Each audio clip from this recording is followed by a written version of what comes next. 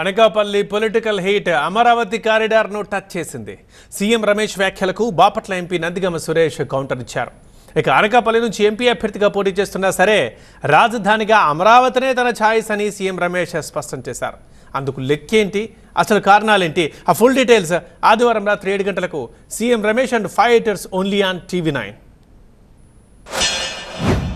Capital ఎప్పుడైతే foundation వేశారో దానికి కావాల్సిన సపోర్టుగా మొదట విడతగా రెండో విడతగా దాదాపు 2500 కోట్ల రూపాయలు అక్కడ ఇవ్వడం జరిగింది. అదే క్యాపిటల్ వచ్చింటే కన్నా ఈరోజు ఎంత బాగా డెవలప్ అయ్యేది.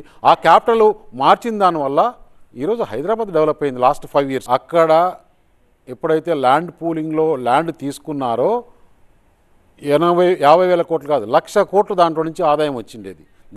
దాంతోనే అది డెవలప్ అయిపోయేది. దానికి ఆ క్యాపిటల్కి ఏదైతే ఫారెస్ట్ ల్యాండ్ కావాలంటే ఫారెస్ట్ ల్యాండ్ని అఫారెస్టేషన్ చేసి దానికి కూడా కేంద్ర ప్రభుత్వం పర్మిషన్ ఇచ్చింది. అక్కడ ల్యాండ్ అక్విజిషనే కాలేదండి, ల్యాండ్ పూలింగ్ జరిగింది. అమరావతి వాళ్ళకు ఉండాలండి. వాళ్ళ ప్రాంతంలో ఉండి 1,00,000 కోట్లు వాళ్ళ చేతుల్లో ఉంటే ఈ రాష్ట్ర సంపద అంతా వాళ్ళ చేతుల్లో ఉంటే సీఎం రమేష్, ఈ చంద్రబాబు నాయుడు లాంటి వ్యక్తులు, మరి లింగమనేని లాంటి వాళ్ళు, నారాయణ లాంటి వాళ్ళు, పత్తిపాటి పొలారాలు అంటే వాళ్ళు హ్యాపీగా ఉంటారు. ఎందుకంటే వాళ్ళ ఆస్తులన్నీ ఇక్కడే ఉన్నాయి, కొనేసారు. మాకు తెలిసిన విషయం, మీకు తెలిసిన విషయమే. కాబట్టి వాళ్ళు అక్కడ ఉండటం మంచిదని కోరుకోవటం ధర్మం. ఎందుకంటే వాళ్ళ ఆస్తులు అక్కడే ఉన్నాయి కాబట్టి. కానీ మాకు రాష్ట్ర ప్రజలందరూ ముఖ్యం, రాష్ట్ర 3 ప్రాంతాల్లో ఉన్న జనం ముఖ్యం, ఈ రాష్ట్ర ప్రజలందరూ ముఖ్యం. కాబట్టి రాష్ట్ర ప్రజలందరూ కలిసి మాకు ఇంత అవకాశం కల్పించారు. వాళ్ళందరూ బాగుండాలని మేము కోరుకుంటా ఉన్నాం. ఈ రాష్ట్రంలో సీఎం రమేష్ అంటే ఎవడో తెలియదు, చంద్రబాబు నాయుడు బెనామీ అని చెప్పుకుంటారు. దొంగ కేసుల్లో